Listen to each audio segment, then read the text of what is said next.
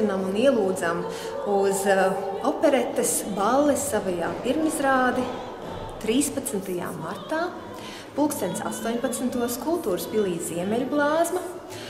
Un jūs redzēsiet galvenajās lomās jau mums operetes cienītājiem labi pazīstamo Antu Jankovsku no Itālijas, tāpat Nauri Indzeri, Marlēnu Keini, Emīlu Kīlenieku, Ilonu Bageli, kā arī Inesi Jasmani Rūrāni, jaunos aktierus Kārli Tolu, Madaru Zariņu un skatītāju iemīļoto Jāni Kirmušku.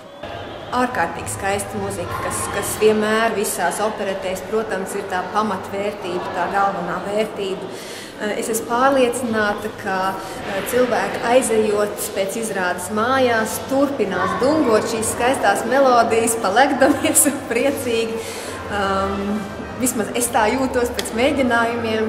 Ar jums runā Madlēna de Foblā. Man steidzami nepieciešams tērps šī vakara ballēs salonā. Tam jābūt kaut kam izaicinošam, kaut kam tādam, lai mani neviens nepazīst. Tā kā esmu beidzis Liepājas mūzikas vidusskolu, Emīla Melngaļa mūzikas vidusskolu, un kā kordiriģents, tad man tas tikai palīdz. Un tagad sevišķi man gan kā aktierim un režisoram, man ir interesanti strādāt ar mūziķiem un atgriezties tajā vidē, kādā es sākotnēji uzsāku savus gaitas. Būtībā stāsts ir par meitenīgu, kā pārvēršās varoni no meitenīgas, naivas, trauslas meitenes par personību, par sievietu personību.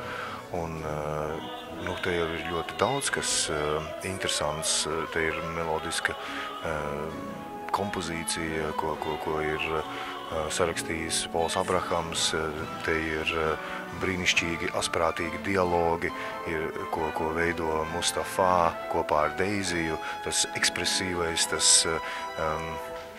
tāds nekaunīgais stils un viss tas kopumā, viņš ir būtībā, šis operetiskais žanrs ir tāds saudabīgs ar to, ka nav tie Vīnes klasiskās operetes principi šeit ieviesti, bet džēza operete.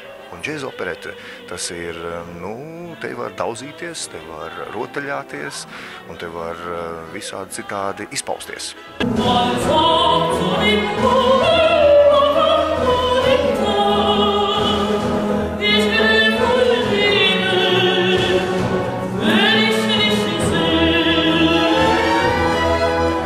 Kā vīriešiem patīk mūsu mānī?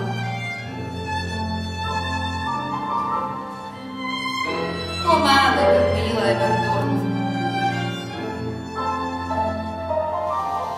Ir bezgodas vīrs savu sievu jākrāt, vai nesaprot, kā mums tas sāk? Madlēna ir ļoti interesants tēls. Viņā ir apvienotas divas sievietes. Ļoti trausla, naiva, ļoti mīloša sieviete un turpat pretī tāda liktenīgā sieviete. Ja? Un tas ir viņas izaugsmes ceļš šajā operetē. Un man tas ļoti interesanti arī pašai sevi atrast, meklēt un veidot, jo, kā jau es arī iepriekš esmu teikusi, ka manī jau ir vairāk tagad no tās otras sievietes, no tās mazās, trauslās, naivās būtnes. Tādas varbūt bija tiešām pirms 10 gadiem, tagad jau es esmu izaugusi. Tā kā man bija jāatgriežās tā kā pagātnē, lai no sevis dabūtu ārā tādu mīļo, tādu mazo muļķīti, kā man sauc Aristīts. Ja? Bet tā ir ļoti interesanta loma. Viņā ir kur augt un pilnveidoties, un arī vokāli tā ir ļoti grūta loma, un tur ļoti daudz zema reģistra, un tad pēkšņi Abrahams ir izdomājis, ka jāiet uz 3. oktāvu un jādzied bez mazliet traviatas, koloratūras, tā kā tur ir tiešām daudz ko darīt. Šī izrāde noteikti ir jāredz, tāpēc, ka tā ir ļoti īpatnēja operete. Tā nav klasiskā operete, tā ir džaza operete, tas ir kaut kas no Broadway stila. Ja?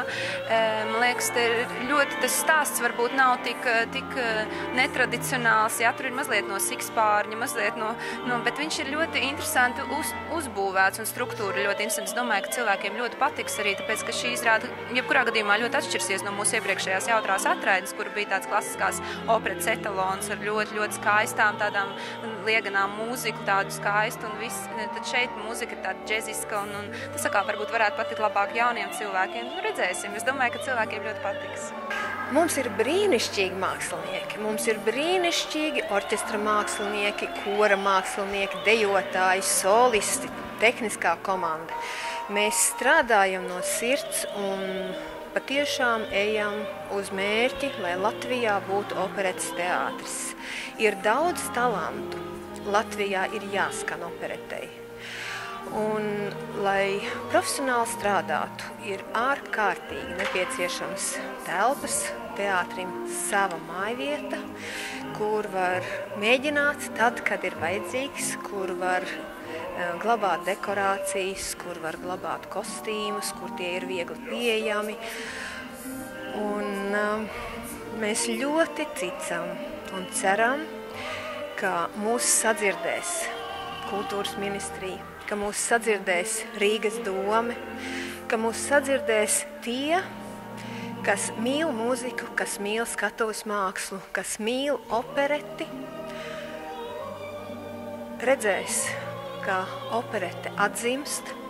Mēs ticam, ka mūs sadzirdēs tie, kas mums var un vēlas palīdzēt.